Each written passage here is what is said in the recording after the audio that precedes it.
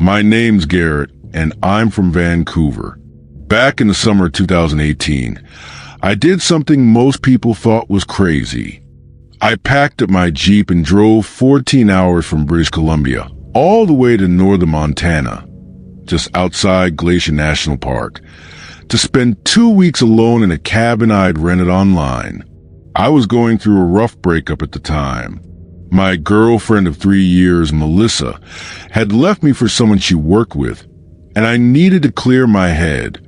A buddy of mine suggested getting away from everything. No self-service, no Wi-Fi, just me and the wilderness. He'd found this listing for a remote cabin near a place called Copper Ridge, and the price was suspiciously cheap. 2 weeks for what most places charge for 3 nights. I should have asked why. The drive up was beautiful. I left before dawn, watched the sunrise paint the Canadian Rockies in shades of orange and pink, then crossed the border into Montana as afternoon settled in.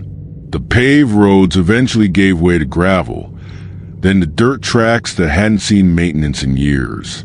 My GPS lost signal about 20 miles from the cabin, but the owner had sent detailed directions.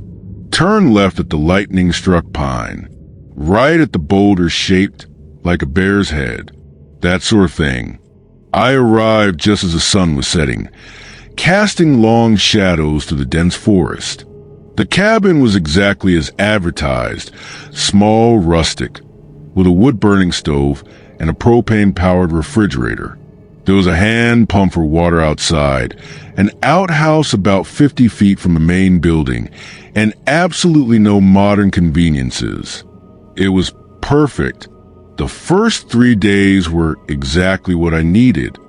I hiked during the day, read by lamplight at night, and started to feel like myself again. The silence was profound. No traffic, no voices, no mechanical hums. Just wind to the pines, the occasional bird call, and the sound of my own breathing. I was finally sleeping through the night for the first time in months. On the 4th night, that changed. I woke up around 2 in the morning to a sound I couldn't immediately identify. It was distant, maybe a quarter mile away, but it carried clearly through the still forest air. At first, I thought it was an animal, maybe a mountain lion or an injured elk. But as I lay there listening, my body tensed beneath the wool blanket. I realized it was human. Someone was screaming, not yelling or calling for help. Screaming. The kind of primal, terror-filled sound that bypasses your brain and goes straight to your gut. It rose and fell in waves, sometimes cutting off abruptly, then starting again even louder. I sat up in bed, my heart hammering, trying to convince myself I was still dreaming. The screaming continued for maybe 5 minutes, though it felt like an hour, then it stopped. The silence that followed was somehow worse than the noise had been. I waited, barely breathing, but heard nothing else. Eventually, I managed to fall back asleep, telling myself it had been an animal after all, or maybe a nightmare brought on by too much solitude.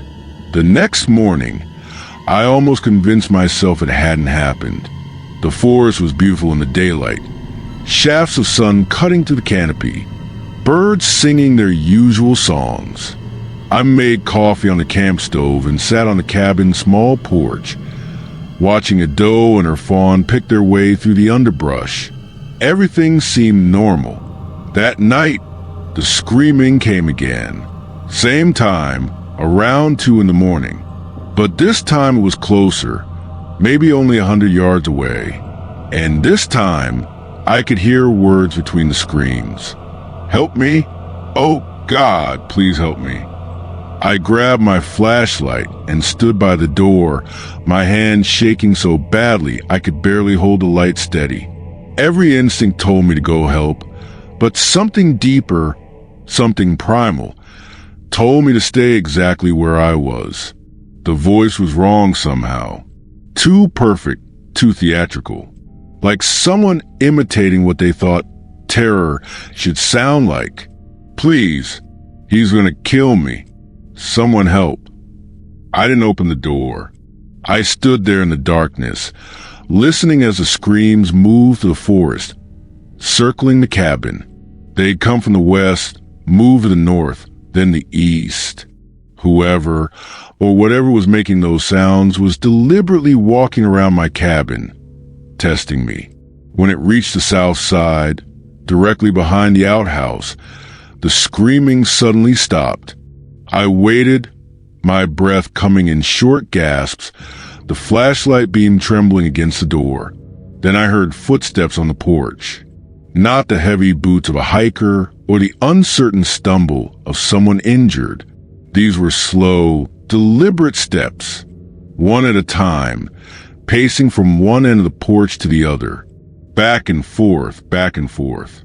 I could hear the old boards creaking under the weight. A shadow passed in front of the window, blocking out the moonlight. I bit down on my lip to keep from making any sound. The footsteps stopped directly in front of the door. Through the thin wood, I could hear breathing. Deep, steady breaths. Not the panic gasps of someone who'd been screaming. This was calm, patient. Then a voice, barely above a whisper. "I know you're in there, Garrett."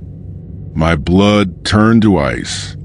I'd told no one my name except the cabin's owner, and we'd only communicated through email. I'd been completely alone for 4 days. There was no way anyone should know who I was. "You should have helped me," the voice continued, still in that same whisper. That was very rude.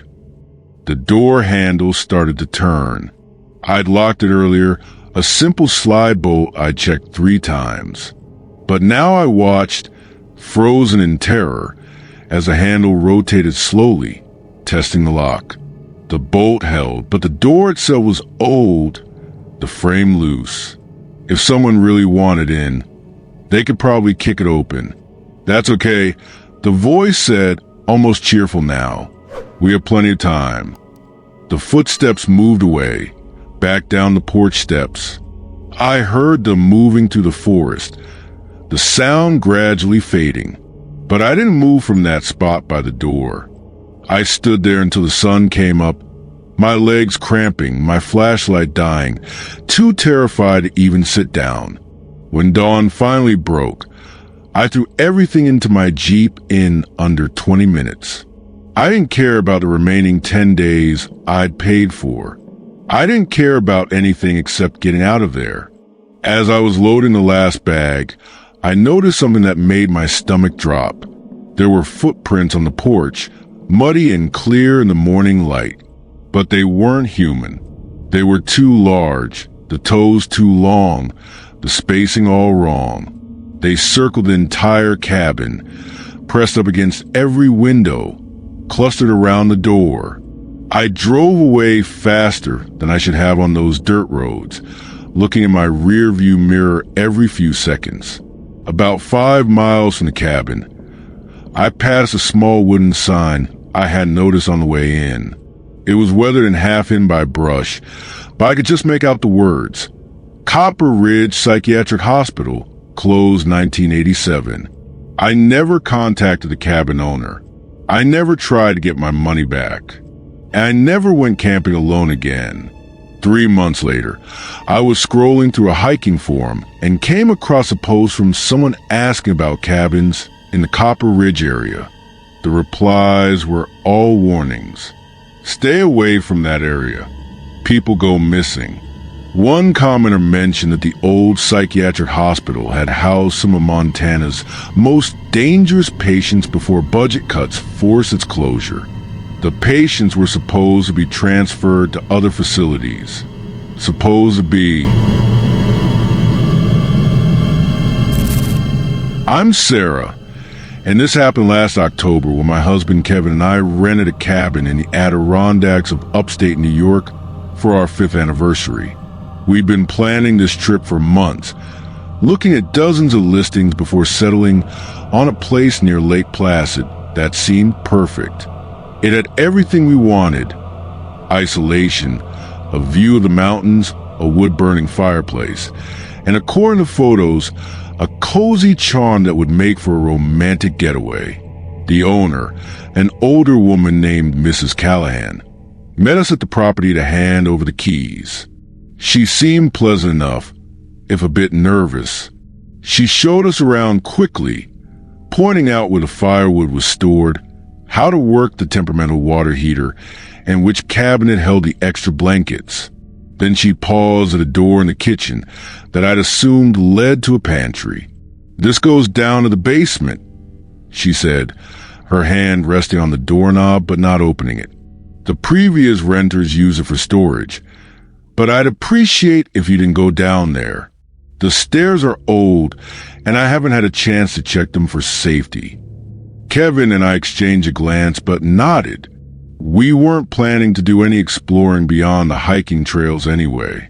Mrs. Callahan seemed relieved, handed us the keys, and left with a reminder to call if we needed anything, though she admitted self-service was spotty at best. The first day and night were wonderful. We hiked up to a waterfall in the morning, spent the afternoon reading by the fire, and cooked dinner together while drinking wine and laughing at old memories. It felt like the first time in years that we'd been able to just be together without the stress of work and bills and all the mundane pressures of life. That night, we fell asleep to the sound of rain on the roof, wrapped in each other's arms. I woke up around midnight because Kevin was getting out of bed. I asked groggily where he was going, and he said he'd heard something downstairs. Probably just the old house settling, but he wanted to check it out. I told him to be careful and drifted back to sleep. When I woke up again, Kevin still wasn't back. I checked my phone. The screens glow harsh in the darkness. It was almost 2 a.m. I called his name but got no response. Starting to worry, I grabbed my robe and went downstairs. The main floor was empty. The fire had burned down to embers, casting weird shadows on the walls. I called for Kevin again, louder this time, my voice echoing through the cabin. That's when I heard it, a faint thumping sound coming from the kitchen, from behind the basement door. My first thought was that Kevin had gone down there despite Mrs. Callahan's warning, maybe heard something and went to investigate. My second thought was that he might be hurt, that those unsafe stairs had given way. I rushed to the door and yanked it open.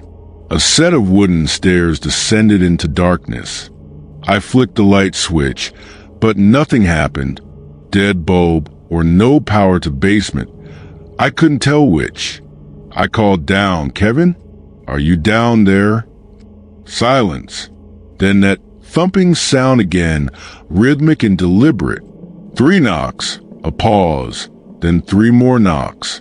I grabbed a flashlight from one of the kitchen drawers and started down the stairs, each step creaking under my weight. The beam of light swept across old stone walls, thick with cobwebs. The air was cold and damp, smelling of mold and something else, something metallic and wrong. The basement was larger than I expected, extending beyond the footprint of the cabin above.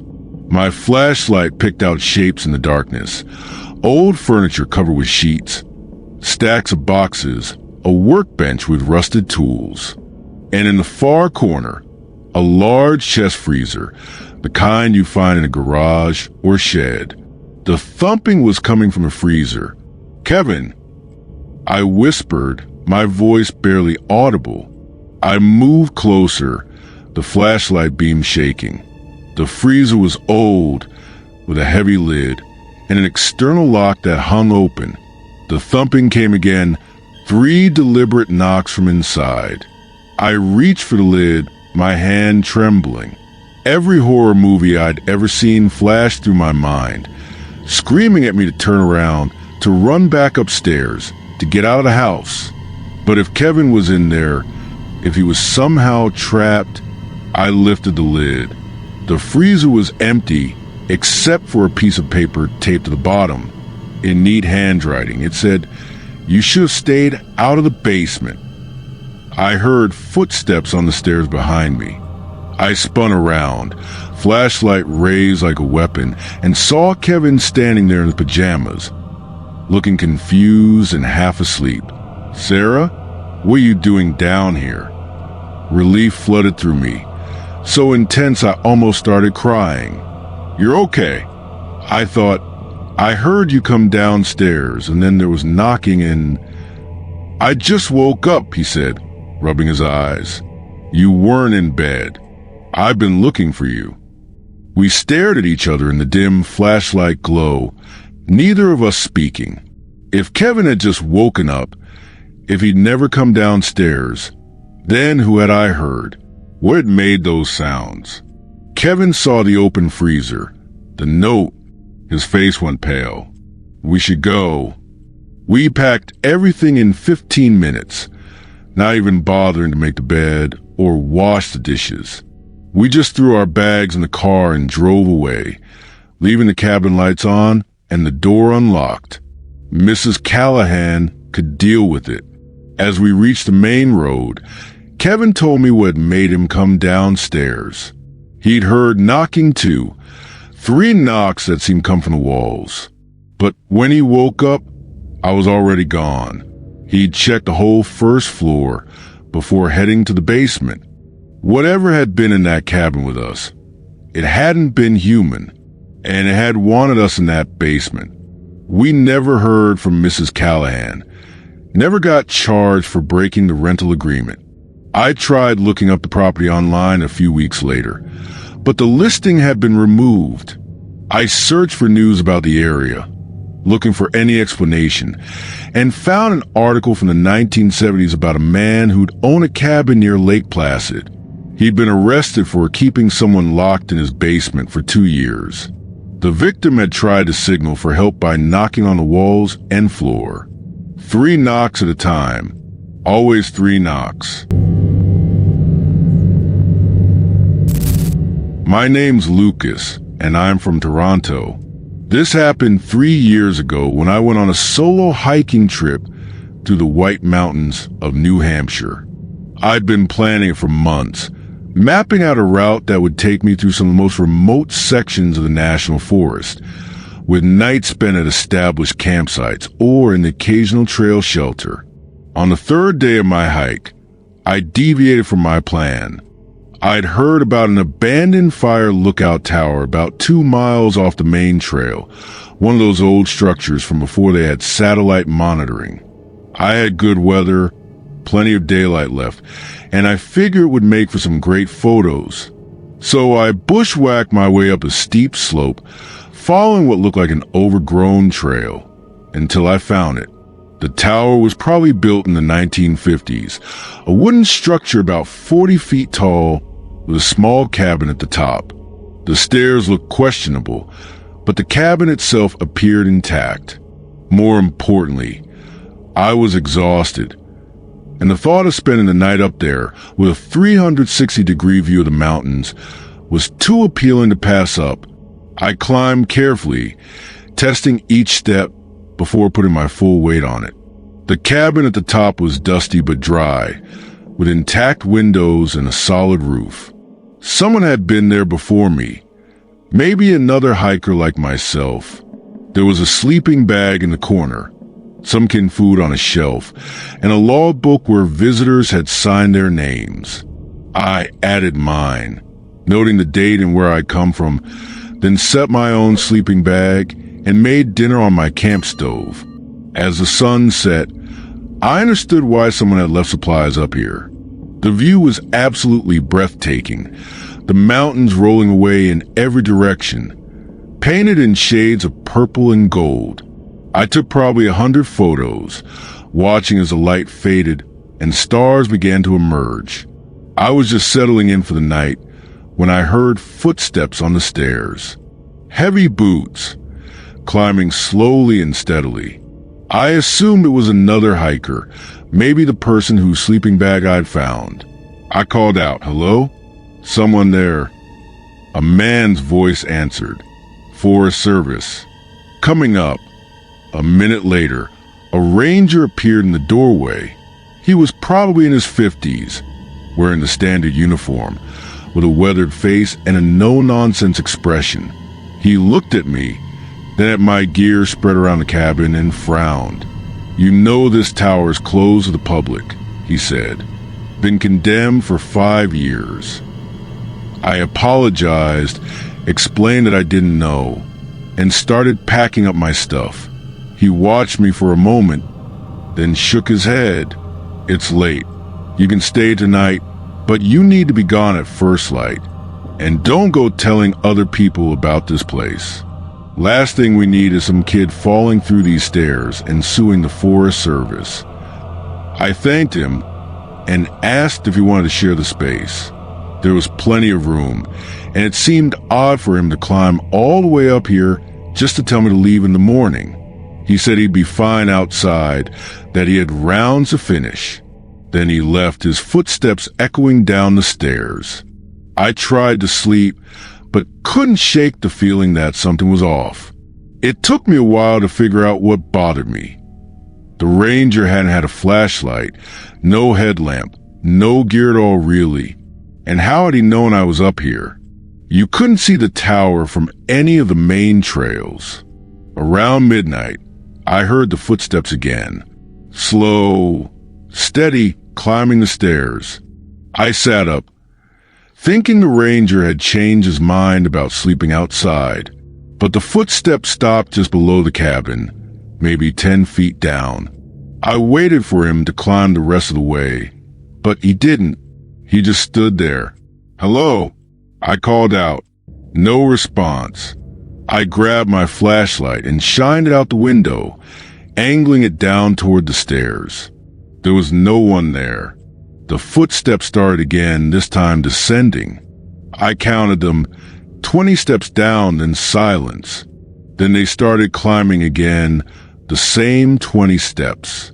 Down and up, over and over. It went on for an hour, maybe more. I sat in that cabin, my flashlight gripped in one hand and my pocket knife in the other, listening to those impossible footsteps. When dawn finally broke, I packed up faster than I'd ever packed in my life. I didn't care about coffee or breakfast or taking one last look at the view. I just wanted off that tower. As I started down the stairs, I noticed something I had missed the night before. About halfway down, several of the steps were broken. The wood rotted completely through. There was no way anyone could have climbed past them, not in the dark, not without falling. I made it back to the main trail and hiked until I found a ranger station. The woman working there was young, maybe in her late 20s. I told her about the tower, how I'd spent the night there, and the ranger who'd warned me off. I described him in detail. Older guy, graying hair, had a scar on his left hand. She went pale. "That's not possible," she said quietly. "The person you're describing, that's Jim Holbrook. He was one of our rangers back in the 90s. He fell from that tower 15 years ago while doing inspection. Died instantly." She showed me a photo on the wall of the station, a memorial to rangers who died in service. There he was, the same man I'd seen, the same face, the same scar on his hand. I haven't been hiking alone since. And I don't go anywhere near fire lookout towers, abandoned or otherwise. I'm Jennifer from Calgary, and I need to tell someone what happened last winter. Even now, 6 months later, I wake up in the middle of the night thinking about those lights, about what we saw in the woods, and about how close we came to never making it out. It started as a simple plan. My boyfriend at the time, Marcus, and I decided to rent a cabin in northern Minnesota for New Year's Eve. We wanted something remote, romantic, a place where we could watch the snow fall and ring in the new year away from the chaos of the city. We found a listing for a place about 20 miles outside Duluth, deep in the Superior National Forest. The owner's description promised total privacy, no neighbors for miles, and spectacular views of the winter forest. We arrived on December 30th, driving up a long, winding road that had barely been plowed. Marcus's truck handled it fine, but I remember feeling uneasy about how isolated we were. If something went wrong, if the truck broke down or the weather turned bad, we'd be stuck. The cabin was beautiful, though straight out of a magazine, with a massive stone fireplace, floor-to-ceiling windows overlooking the forest, and enough firewood stacked on the porch to last a month. We spent that first evening cooking dinner, drinking champagne, and watching the snow fall. It was perfect. That night, around 11, I went outside to get more firewood. The temperature had dropped, probably below zero, and the air was so cold it hurt to breathe. As I was loading logs into my arms, I noticed lights in the forest, not flashlights or headlamps, but steady, unmoving points of light, maybe 100 yards away. There were dozens of them, arranged in a rough circle around the cabin. I called Marcus outside to look. He suggested they might be reflections, maybe animals' eyes catching the moonlight. But these lights were too high off the ground, too steady. They didn't blink or move. They just hung there in the darkness, watching. We went back inside and tried to forget about them, but I kept looking out the windows. The lights remained unmoving for hours. Marcus eventually fell asleep on the couch, but I couldn't. Something about those lights made my skin crawl. Around 3 a.m, they started moving. Slowly at first, just shifting position, but maintaining that circle around the cabin. Then they began to close in, tightening the circle. I woke Marcus up, my voice shaking, and we both watched as the lights got closer and closer. When they were about 50 yards away, we could see that they weren't lights at all. They were people, dozens of them, standing in the snow holding what looked like lanterns. They wore old-fashioned clothes, like something from the 1800s, and their faces were pale and expressionless in the lantern glow. Marcus grabbed his phone to call 911, but there was no signal. He'd had service earlier, but now there was nothing.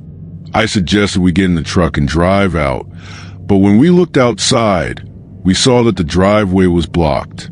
More figures stood there, silent and still, their lanterns creating a wall of light we couldn't pass through. What do they want? I whispered. Marcus didn't have an answer. The figures began to move again, walking toward the cabin in unison. When they were about 20 feet away, they stopped. They just stood there in the snow, in the freezing cold, staring at the cabin, at us. Then, all at once, they extinguished their lanterns. The forest plunged into complete darkness. We couldn't see anything beyond the windows, couldn't hear anything over the pounding of our own hearts. I grabbed a flashlight and shined out the window, but the beam just reflected back off the glass. I couldn't see anyone, couldn't see any tracks in the snow where they'd been standing. Maybe they're gone, Marcus said, but I could hear the doubt in his voice. We waited, huddled together by the fireplace. As the hours crept toward dawn, neither of us slept. We barely spoke. We just watched those windows, waiting for something to happen. When the sun finally rose, we rushed outside. The snow around the cabin was undisturbed, perfect and smooth. There were no footprints, no sign that anyone had been there. Our truck's battery was dead, though it had been fine the day before. We ended up having to wait until noon when the owner came by to check on us. He jump-started the truck and asked if we'd enjoyed our stay. We told him about the lights, the figures, everything. He just smiled sadly. Every New Year's Eve, he said, like clockwork. I probably should have mentioned it in the listing. He explained that before the cabin was built, before the National Forest existed, there had been a small settlement in these woods. On New Year's Eve, 1891, everyone in the settlement, maybe 50 people, had walked out into the forest during a blizzard. They were found days later, frozen to death, arranged in a circle. No one ever figured out why they'd left their homes, why they'd walked out into certain death. But every year on the anniversary, the owner said, they come back. They walk that same circle. They're looking for something, or maybe just remembering. I've learned to stay away on New Year's Eve. Marcus and I left that day. We broke up a few weeks later, neither of us able to talk about what we'd seen without reliving the terror. I've never gone back to Minnesota, and I never will. Some places hold on to their ghosts, and some ghosts never stop searching for whatever they lost on that frozen night more than a century ago.